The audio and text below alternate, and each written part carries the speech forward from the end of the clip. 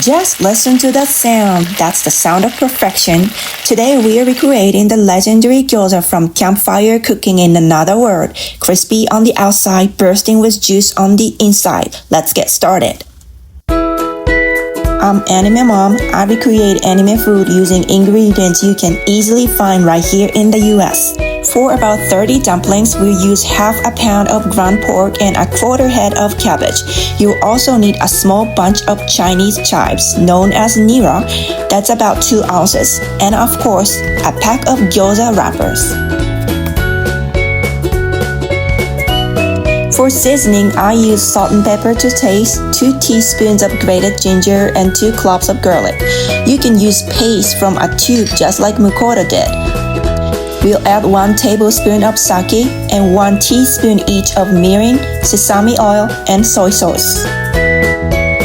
Then 1 teaspoon of chicken bouillon. I recommend Knorr because it's widely accessible, but today I'm using this chicken soup paste from Weee for extra depth. Now for my anime mom secrets. They're optional and weren't mentioned in the anime, but they make a huge difference. 1 teaspoon of oyster sauce, 2 teaspoons of lard, and half a packet of unflavored gelatin. This is the key to the incredible soup inside every bite. First, let's finely mince the cabbage and chives. I missed filming this part, but make sure to salt your cabbage for 10 minutes and squeeze out the excess water first. Now I'm adding my ginger and garlic here. Soy sauce, sake, chicken bouillon or the paste, and sesame oil, salt and pepper, and along with my secret ingredients. Knead the pork with the seasoning until it's sticky, then add in your dry veggies.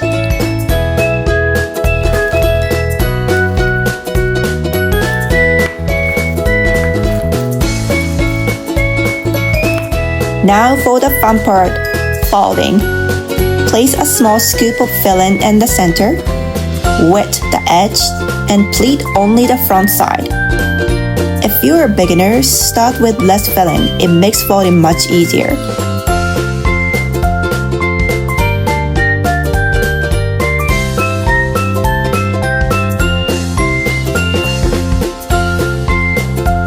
Look at that! Exactly 32 beautiful dumplings ready to go.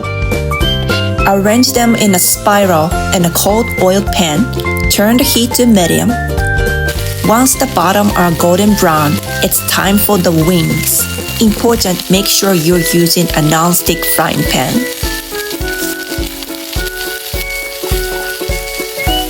Mix 1 teaspoon of flour with 5 tablespoons of water.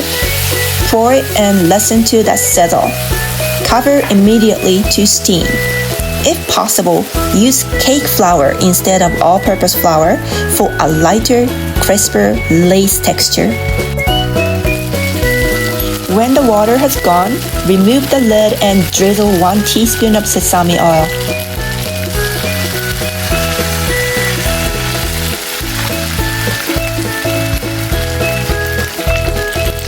See how they slide around? That's the magic of a good pan.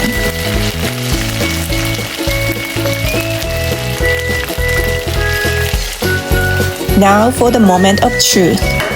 Place a plate on top. Use a kitchen towel to protect your hands and flip.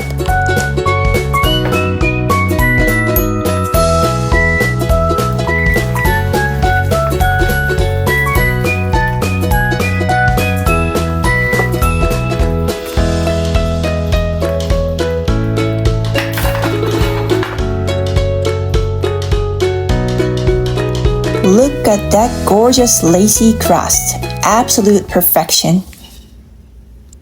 Now let's test that crunch. Listen to this.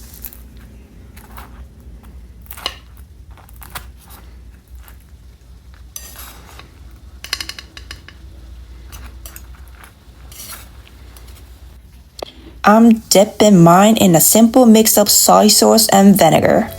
It's a match made in heaven, so juicy. Thanks for watching, and I'll see you in the next episode.